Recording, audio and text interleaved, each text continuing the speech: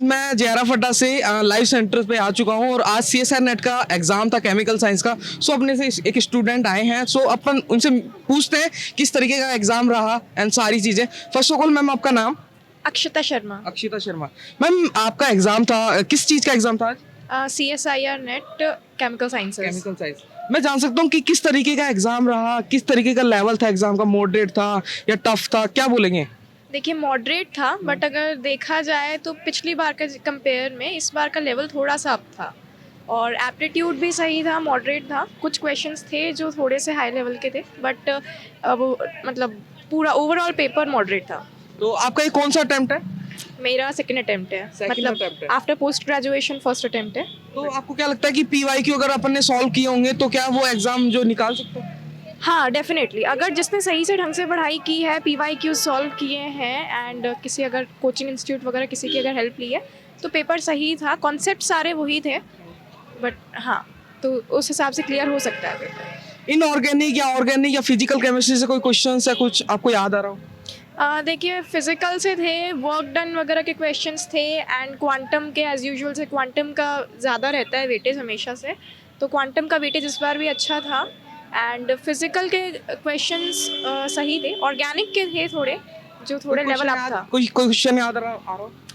अभी ऐसा सच तो याद नहीं है, बट हाँ जैसे थर्मो के क्वेश्चंस थे, केमिकल काइनेटिक्स के थे, तो जिसमें प्रेशर वगैरह वाली चीज़ें लग रही थी, तो वो सारी आईयूपीएससी से कोई? नो। नहीं। और कोई ऐसी कोई यूनिट है जो एबीसी पार्ट में कौन सी यूनिट ज्यादा टफ थी?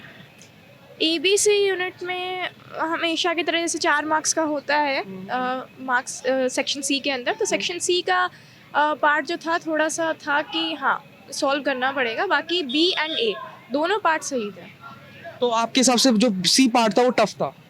कंपैरेटिवली। टफ था। ईएन रूल से कोई क्वेश्चन? किससे? ईएन रूल हाँ EN रूल से क्वेश्चन था। याद है कुछ? कोई एबीसी पार्ट में ऐसा कोई क्वेश्चन आपको याद आ रहा हो जो आपको लगता है ये टफ था, जो मेरे से नहीं हो पा रहा था, ऐसा कुछ क्वेश्चन याद है? रीएजेंट्स के क्वेश्चंस थे कुछ जहाँ पे मुझे थोड़ी प्रॉब्लम आई थी, जहाँ पे कार्बोकटाइन कार्बोनाइन वाले क्वेश्चंस थे जहाँ पे मुझे थोड़ी प्रॉब्लम आई थी कि कौन सा रीएजेंट कहाँ पे अटैक करेगा, like ortho para and maximum जो काफ़ी क्वेश्चंस उसमें से थे जिसके अंदर आपको अबव द प्लेन जाएगा, बिलो द प्लेन जाएगा, उस टाइप के क्वेश्चंस काफ़ी थे जो थोड़े से कन्फ्यूजिंग थे। ग्रुप थ्योरी या केमिकल बेंडिंग में कोई? हाँ ग्रुप थ्योरी के क्वेश्चंस थे जिसमें हमें स्ट्रक्चर दे रखा था एंड आपको उसकी ग्रुप थ्योरी बतानी थी कि कौन सा पॉइंट ग्रुप होगा इसके अंदर, तो उस टाइप के क्वेश्चंस थे। दो क्वेश्चंस थे अप्रॉक्स। याद है कुछ? एक था जिसका आंसर मुझे सिर्फ याद है, उसका D3H था आंसर, तो बस बाकी तो केमिकल बेंडिंग?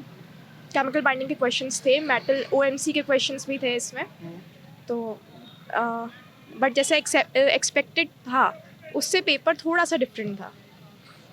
केमिकल काइनेटिक्स से कोई क्वेश्चन? हाँ केमिकल काइनेटिक्स से क्वेश्चंस थे सारे, रेट कांस्टेंट के क्वेश्चंस थे और एक्टिवेशन एनर्जी वगैरह के क्वेश्चंस इन्वॉल्व थे उसमें।